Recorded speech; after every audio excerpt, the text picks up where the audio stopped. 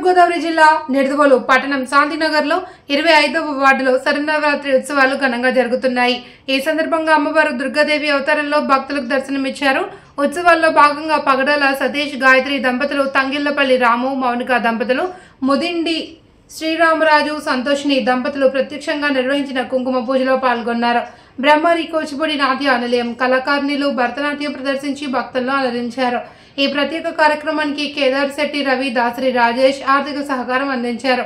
ఉత్సవ కమిటీ సభ్యులు నీలాపు గురునాథ్ రెడ్డి, రాగిరెడ్డి అర్జున్, అడ్డల ప్రసాద్, ఎర్రంశెట్టి దుర్గారావు, దండ భద్రం, పగడాల సతీష్ తదితరులు పాల్గొన్నారు।